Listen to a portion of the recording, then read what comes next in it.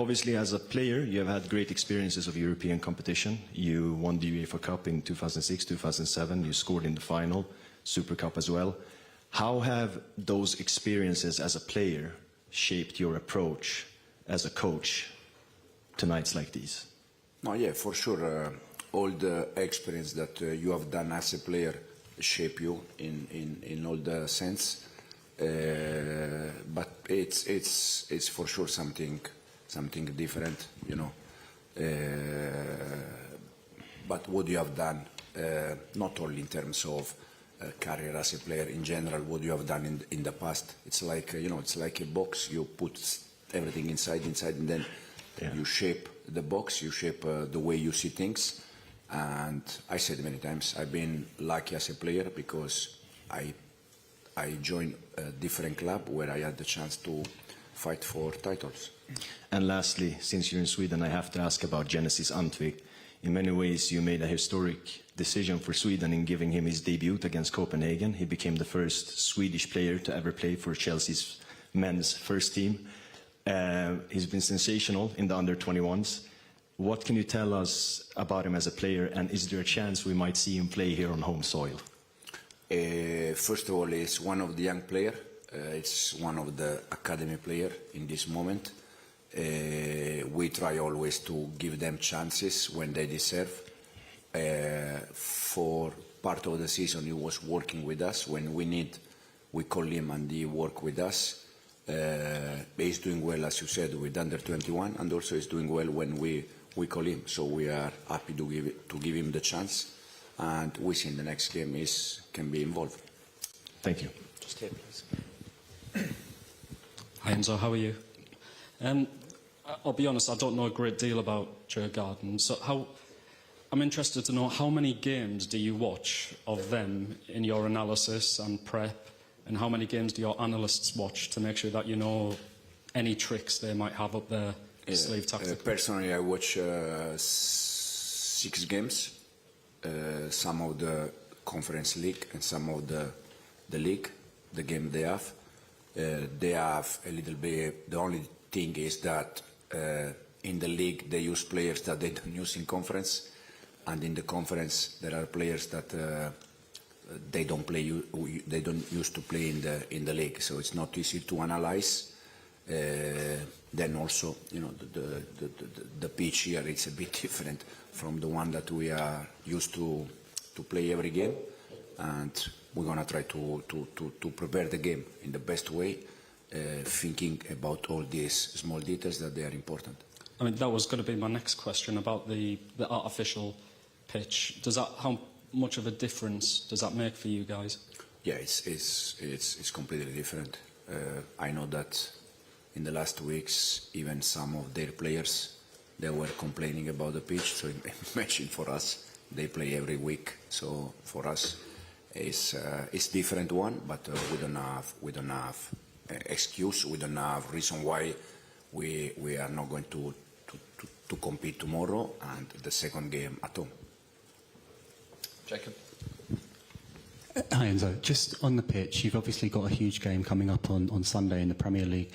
Is there any concern over, beyond how the pitch will play, over potentially it causing injuries and protecting players? For sure, is can be a concern. I'm a little bit worried about that, but we are not in a moment that we can say, okay, we decide to save players for Sunday. This is a semi-final. It's European competition, and we want to be in the final. In the last round, Reece James talked about the team potentially having disrespected the competition, the second leg against Legia. Is it almost a good thing that they might have got that out of their system, that you've had the warning not to take anyone, for granted?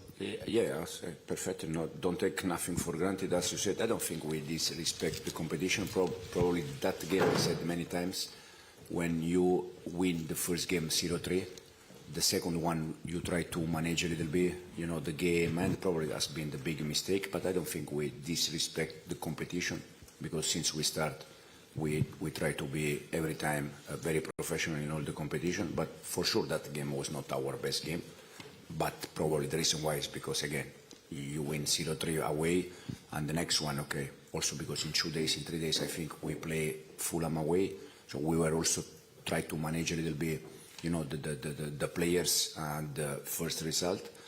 But it's good that happened, because hopefully it's not going to happen again. Just up here, please. Hi, Enzo. So according to Transfermarkt, you have a total squad value of 922 million euros. Djurgården's total value is about 21 million euros. That means your squad is worth around 44 times more. Considering that, how big of favorites are you going into this tie? But you don't win games and title with money. And we know very well that. So it's not about how much you spend or how much is transfer market.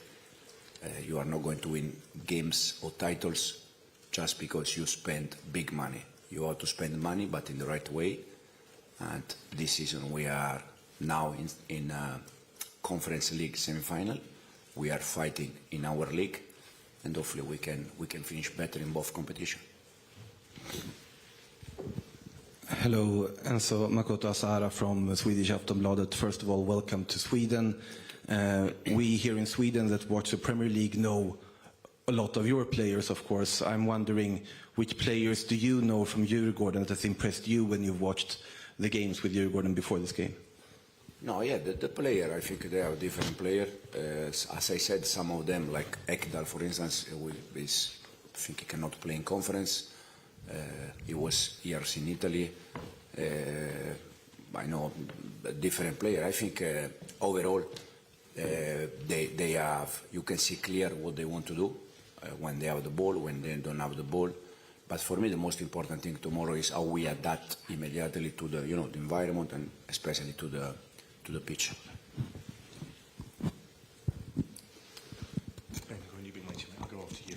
Hi, Enzo. Nico Jackson, is the expectation, given he's coming back from injury and the pitch, that he can start? And if not, is it a case of Ty or Pedro having to lead the line? Yeah, for sure one of them. For sure one of them. No, now, I said before, now it's not a moment to think about next game. Now it's about tomorrow. And then after tomorrow, we're going to focus on Sunday game. So the ones that they're going to start tomorrow the game, they are the ones that for sure we think they are the good one for tomorrow game. So we see if it's Nico, we see if it's Ty.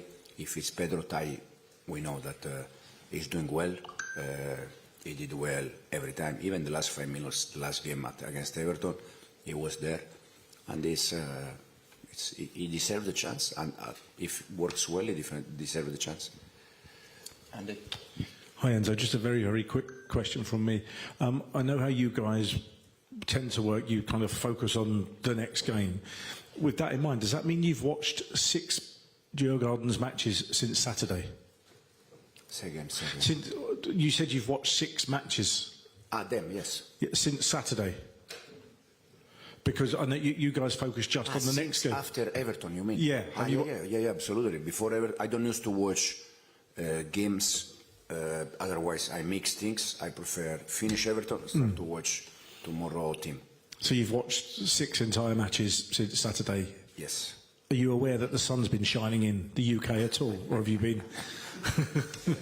That's why we need holiday. Thank you. No problem. That's Simon.